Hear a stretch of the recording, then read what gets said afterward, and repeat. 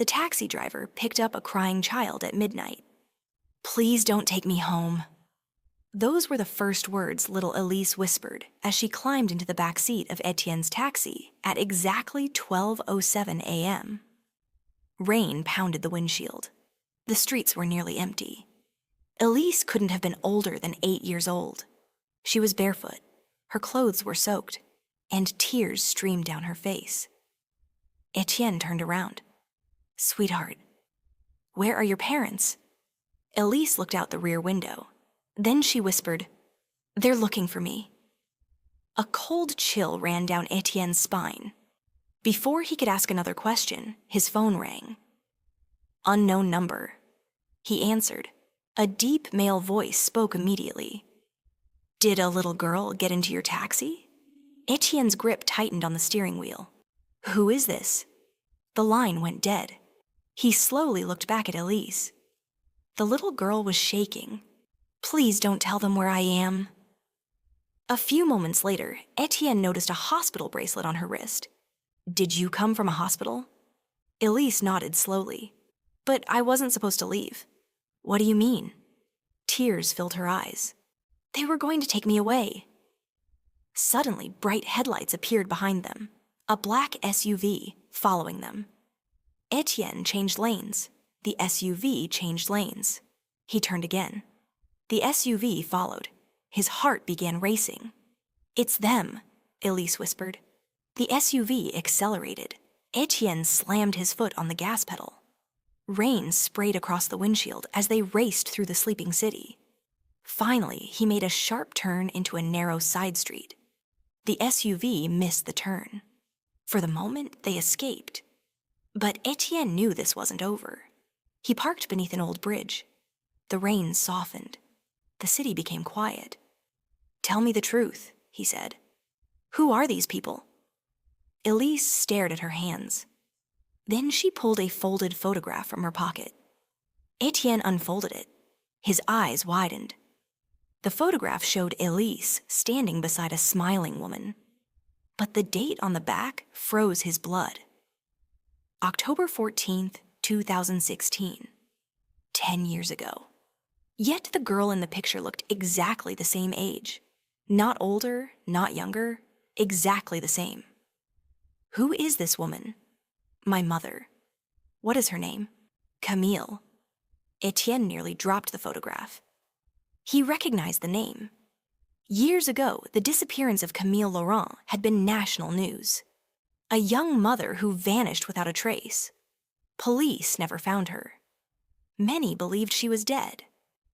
Yet here she was in the picture, holding the hand of the same little girl sitting in his taxi.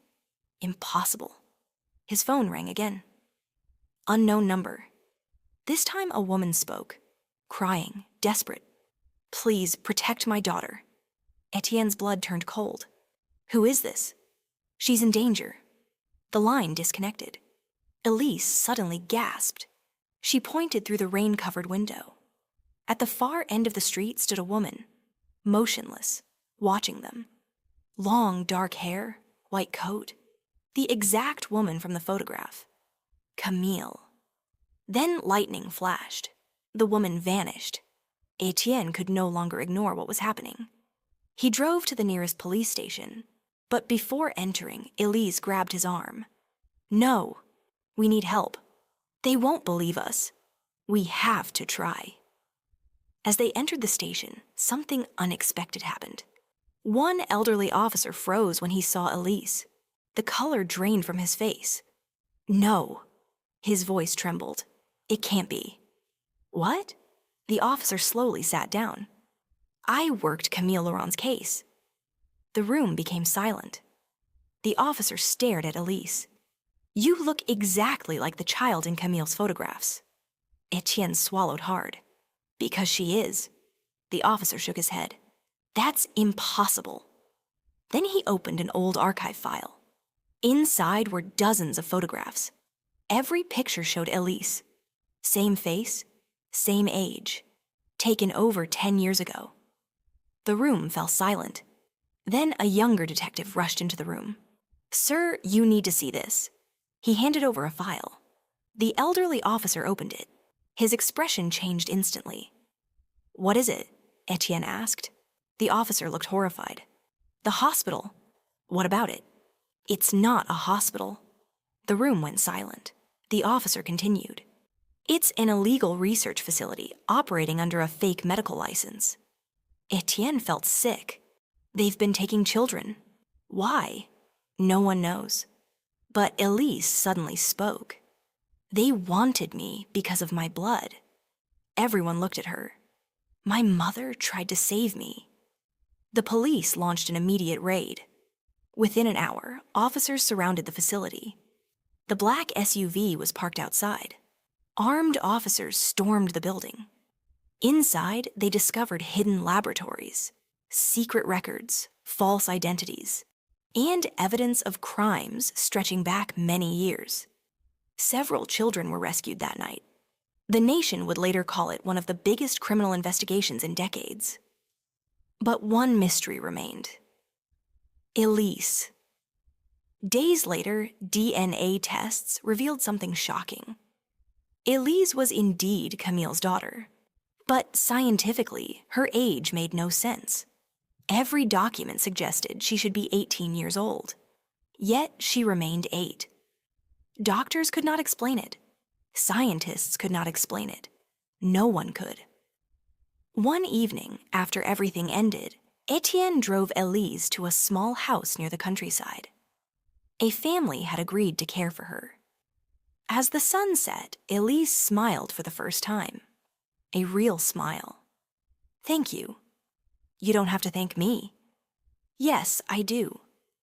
She hugged him tightly. Then she handed him a small envelope. "From my mother." Etienne frowned. "What do you mean?" Elise simply smiled. "She told me you would help." That night, after returning home, Etienne opened the envelope. Inside was a handwritten letter. The handwriting belonged to Camille. The date on the letter was yesterday. His hands trembled as he read. "If you are reading this, it means my daughter is safe. I knew one day a good man would find her. Thank you for protecting the most precious part of my life. Some people leave this world, but a mother's love never does." Tears filled Etienne's eyes. He looked toward the window. Outside, illuminated by moonlight, stood a woman, smiling. Camille, watching peacefully. For just a second. Then she disappeared into the night. And somehow Etienne knew. A mother had finally kept her promise.